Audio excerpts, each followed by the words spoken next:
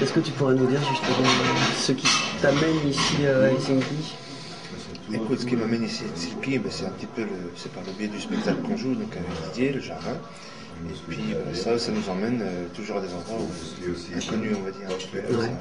Ça ne décide pas vraiment là où on va. Mais il y a des endroits, des structures qui sont intéressées de faire paraître le spectacle. Donc c'est un peu le biais, quoi. C'est un peu le biais, c'est un peu suivant la demande, c'est un petit peu le marché. Le format, parce que je te l'avoue honnêtement, j'ai pas eu la possibilité de le voir, mais le format du spectacle, c'est quoi exactement la durée? C'est combien? La durée, c'est 1h25, presque 1h30. Ouais. Et c'est à peu près la durée, je pense que c'est une durée assez classique, parce que les films en moyenne durent 1h30, et les émissions durent 1h30. Je pense que c'est quelque chose qui est proportionnel à la concentration des gens. J'ai l'impression qu'après 1h30, les gens décrochent en quoi que ce soit. C'est vrai? Oh oui, parce que les cours aussi, c'est 1h30, 2h des fois. Mais je pense que c'est tout un petit peu là-dessus. 1h30, ça semble être Donc ça veut dire que en concevant le spectacle, tu gardes ça en tête, c'est-à-dire cet élément de lassitude potentielle? Oui. Oui, absolument. Ça, c'est indéniable. Parce que autant pour le rythme que pour la durée générale. Parce que je pense qu'il vaut mieux. Moi, je suis plus partisan d'un spectacle court et rendement de nez où le rythme laisse peu d'ennui ou laisse pas d'ennui, plutôt qu'un spectacle qui tient à longueur et puis qui fait encore. Et donc justement, parce que le fait de choisir ça, c'est-à-dire de choisir d'être déjà à deux, d'avoir effectivement un spectacle à part entière, c'est quand même, j'imagine, une lourde responsabilité, non, pour pouvoir, entre guillemets, exporter ou vendre. Je dirais que chaque spectacle est un peu une nouvelle expérience. Ça veut dire, on ne peut pas être certain, en commençant à travailler un spectacle, que ça va être intéressant, ou que ça va être bien, ou que ça va être très bien. Je pense qu'on peut y aller avec le maximum d'espoir, de bonne volonté, mais après, c'est un petit peu le loto.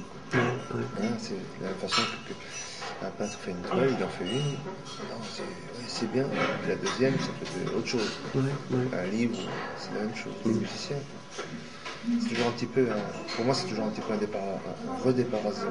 C'est vrai? Ah ouais. On est en train de retravailler un spectacle. Et pour moi, c'est comme si j'étais sur mon premier spectacle. Mais comment c'est possible ça justement? Parce que finalement, tu as quand même une certaine habitude, tu sais comment ça fonctionne, tu sais bien que justement au-delà d'1h20, c'est un peu... C'est-à-dire on peut suivant, pour un nouveau spectacle par exemple, suivre une espèce de recette. On dit, ça a marché comme ça pour celui-là. On fait la même chose, en changeant des choses, et puis on refait. Ou alors on a envie un peu de se risquer, d'aller vers des choses qui nous tentent, mais sur lesquelles on ne sait pas du tout comment les aborder, par exemple. Et là c'est un problème. Et là, je pense que nous, le genre du cirque, entre guillemets, un problème supplémentaire, c'est qu'on a nos techniques respectives. Technique de cirque, et que quand on a intégré 3 fois, 4 fois notre propre technique dans des spectacles différents, on est un peu perdu. On se dit, mais comment je peux arriver encore à faire différent en remettre dans un contexte différent, en remettant la même technique. Un jongleur qui jongle le massue, c'est une massue, ça reste une massue, ça restera une massue. Donc, si on veut vraiment aller loin, plus loin, disons, et se risquer un petit peu, on se retrouve dépourvu par rapport aussi à la technique. Donc ça veut dire que vraiment la technique joue un rôle primordial. Oui, parce qu'après, je pense qu'il y a 2 directions. Enfin, il y a 3 directions, on va dire. Il y en a une qui est de faire purement technique. Et il y a des gens qui sont très très forts et qui font des spectacles très beaux et qui sont techniques. Et après, tu as des gens qui vont plutôt laisser la technique et puis s'appuyer sur le jeu ou sur le rapport des autres, tout ça. Et après, essayer de concilier les deux, c'est encore un autre truc. C'est encore un autre travail. Alors donc, le choix justement de passer comme ça, de se retrouver à deux, j'imagine que c'est vachement difficile. Ça c'est un choix de départ. Ça veut dire, nous, avec mon collègue, avec Didier, on travaille sans écriture préalable. Ça veut dire, on se jette dans une salle avec peut-être quelques idées, une direction réflexion vague du travail, et on essaie de développer ça. Et de voir, on part d'ici et on essaie de doucement redescendre vers un seul fil conducteur. Donc c'est le concept du jazz adapté au spectacle vivant, peut-être un petit peu ça. Mais ça n'est pas moins difficile pour autant. Ça veut dire au début, il faut décider d'une trame, donc on va dire d'un thème de spectacle, même si c'est pas tout à fait ça, mais un thème. Et puis qui va être dessus? Bon, nous on a dit 2, bon, ok. Mais c'est tout ce qu'on a. C'est-à-dire à partir de là, il faut chercher et puis puiser, quoi. Puiser. Et ce qui rend des fois super incertain, très douteux de ce qu'on va arriver à apprendre. Oui, non, j'imagine que ça doit être. Mais donc, enfin, le côté positif, j'imagine pour toi en tant qu'artiste, quand même, c'est qu'à chaque fois c'est différent. Du coup. Alors, c'est ça. C'est qu'au final, c'est différent. Moi, je suis assez content de ça. Est-ce qu'objectivement il y a des soirs où tu te dis bon cette fois-ci on a été un petit peu moins moins bon hier soir c'est vrai. Oui, ici à Helsinki on joue 2 fois et pour moi le spectacle était vraiment bien dedans, ça coulait, ça arrive pas beaucoup quoi. Et le deuxième c'est plus je sais pas pourquoi, peut-être on l'a fait la veille, je sais pas, et on réfléchit plus et c'est pour moi l'intérieur est un tout petit peu moins naturel, je dirais. Peut-être que du côté du public ça se voit pas, je sais pas très bien ça. Je l'ai jamais vu le spectacle. C'est vrai, tu te. Non parce que vous pourriez vous filmer, j'imagine qu'il y en a qui le font, non? Pour essayer de voir un peu. Oui, à travers une caméra. Bon, nous on le fait pas beaucoup, mais à travers une caméra tu peux voir des choses.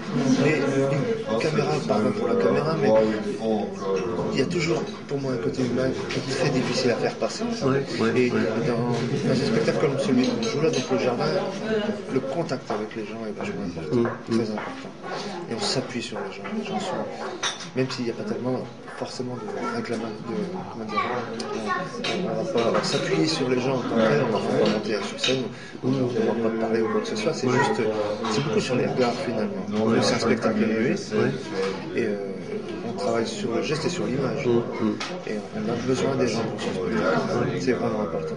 Le fait de justement décider que le spectacle soit muet, est-ce que c'est pour pouvoir c'est pour pouvoir l'exporter d'une certaine façon aussi, parce que j'imagine que ça c'est une dimension importante. Ça n'a pas été le premier souci à vrai dire, parce que nous on a d'abord travaillé par l'école de cirque, on a fait tout ça, on a travaillé sur le physique et le visuel. Donc c'était un peu nos cartouches à nous. Et on n'a jamais eu l'occasion pour l'instant de travailler sur la voix et la parole, tout ça. Donc ça a été un peu le point de départ. Et puis après c'est vrai qu'on s'est trouvé donc avec différents spectacles qui étaient toujours sans parole. Aller jouer à l'étranger, des choses qui n'auraient pas été possibles avec un spectacle parlé. Donc à un moment on s'est dit bon, est-ce qu'on met quelques petites paroles pour tenter de commencer à travailler ça? Dans quel cas ça va un peu handicaper certains endroits. Parce que pour moi c'est difficile d'apprendre un texte en finnois, faisant croire, je sais pas, c'est un petit peu... Est-ce que justement le fait qu'il soit muet, ça vous a permis justement de tourner et d'aller... Oui, tout à fait. Oui, parce que ce spectacle-là, on joue surtout en Europe. On joue pas mal en France, celui-là. Mais en Europe, en Allemagne, Danemark. L'automne dernier, on a joué 5 semaines au Chili. Et c'est vrai que moi, je trouve toujours intéressant, parce que aussi le fait qu'il n'y ait pas de parole, ça nous incite à nous exprimer, à nous faire comprendre aussi plus par le côté physique. Et ça m'intéresse toujours. Parce que les gens parlent une langue différente, ont une culture différente, tu viens leur présenter quelque chose qui peut-être les intéresse ou pas, et c'est à toi de leur faire comprendre ce que tu veux dire, juste avec tes moyens. Et ça, je trouve ça bien, parce que si toi, tu débarques demain, je sais pas, en Chine, et tu veux demander un bulletin, tu vas faire ça. Tu vas faire un spectacle visuel pour demander ce que tu veux. Mais est-ce que ça nécessite justement Enfin, une toute petite adaptation au pays. Est-ce que tu te promènes un petit peu pour regarder les gens, tu vois? On sent à chaque fois, mais ça on le sent comme au moment du spectacle, que les réactions ne sont pas les mêmes. Bah oui, c'est ça. Que les points de réaction ne sont pas les mêmes. Par exemple, quand on avait joué au Chili, on est arrivé un peu avec nos références, savoir que les gens plutôt réagissaient comme ça à tel moment, comme ça à tel moment. Et puis finalement, il a fallu pas tout revoir, mais il a fallu revoir certaines choses. Parce que fonction de leur culture, les réactions ne peuvent plus être forcément certaines oui, mais certaines pas du tout. Et nous, on ne comprenait pas pourquoi là, ça les faisait plier de rire, ou là, ils étaient émus. Qu'est-ce qu'ils ont là? Et finalement, c'était ça. C'était ça. Mais moi, je trouve ça bien parce que c'est ce qui fait la différence des gens, la différence des cultures. Et j'aime bien trouver l'adaptation pour à chaque fois différente pour les gens. Mais même en France, d'une ville à l'autre, ça change aussi d'un soir à l'autre parce que les gens qui viennent voir un spectacle le vendredi sont pas ceux qui viennent le samedi. Il y a quelque chose comme ça. Le dimanche, en général, le dimanche, c'est plutôt des publics familiaux, et comme ça, donc forcément, ça change la perception.